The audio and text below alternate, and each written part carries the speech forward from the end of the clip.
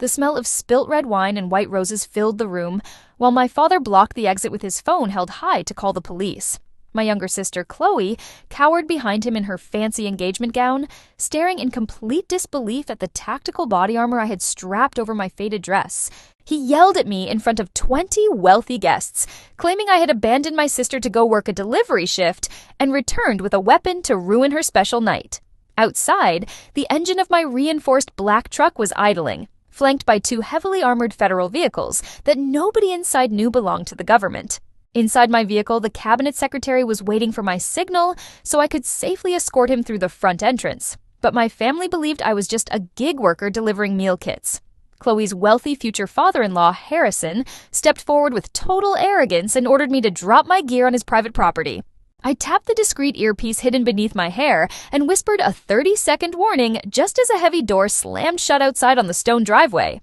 6 tactical agents swept through the entrance, escorting one of the most famous government figures in the nation into the grand foyer, leaving my entire family frozen in shock. Growing up in our small Virginia town, my father always viewed Chloe as his special star while labeling me as the difficult child who would never amount to anything. When I was 12 years old, I spent weeks meticulously building a wood model bridge for the school science project, only for my father to crush it by placing Chloe's heavy dance gear right on top. My mother was the only person who paid attention to the quiet details of my life, leaving a gentle light on whenever I stayed up late studying for exams. When my father dismissed my achievements, she would quietly squeeze my wrist as her silent way of letting me know that she truly saw me for who I really was. When I announced I was joining the military at 18, my father snickered over his morning coffee, claiming I was just fleeing from real responsibility while my sister prepared for college. My mother drove me to the station at dawn, handing me a sealed envelope with strict instructions to open it only when I had completely stopped doubting my own self-worth. For over 2 decades in the armed forces, I served in high-stakes interagency protective details, handling dangerous extractions, and securing high-profile leaders across the world. Because my work was strictly classified, Chloe convinced the rest of our relatives that I was merely a long-distance driver who handled routine commercial freight shipping for a living. My father eventually convinced himself that I was just an uneducated contractor who delivered meal prep boxes. A misunderstanding I stopped bothering to correct after a while. When my mother passed away while I was deployed overseas, my father met me on the porch and blamed me for placing my job above my own family duties. The evening before Chloe's engagement party, she called to insist that I wear an old, plain dress so I wouldn't draw attention away from her wealthy guests. She even demanded that I park my truck several blocks down the street so the wealthy attendees wouldn't think a common service worker had arrived at the neighborhood estate. Right before heading to the party, my unit handled an emergency transfer for a protected witness at the airport during a heavy downpour, ensuring the target reached safety smoothly.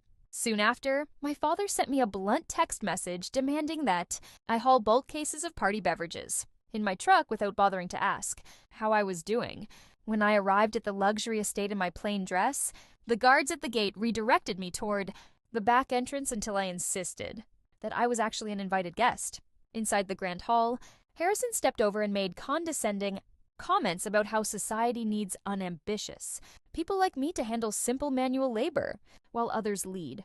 My secure phone suddenly vibrated with an urgent priority code, alerting me that the cabinet secretary's motorcade had been ambushed on the main avenue nearby. Realizing I was the closest hardened asset available, I turned to leave immediately, but my father blocked the doorway and publicly scolded me for prioritizing work over my sister's special moment.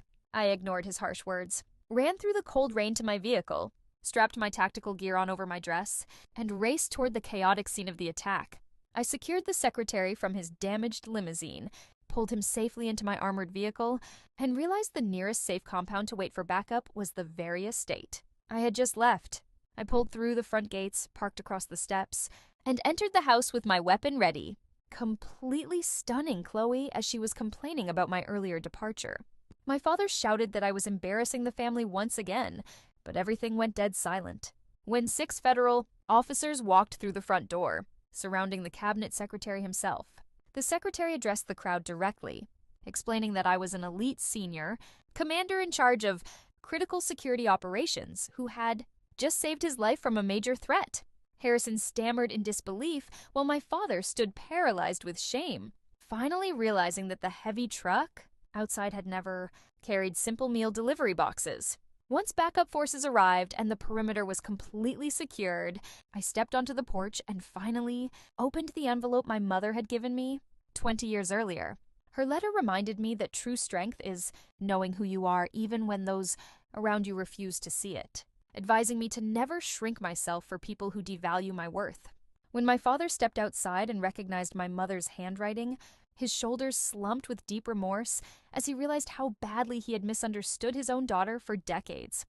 I told my family that they didn't lose me that night, but rather through years of quiet disrespect before walking away from their apologies for good deed to be.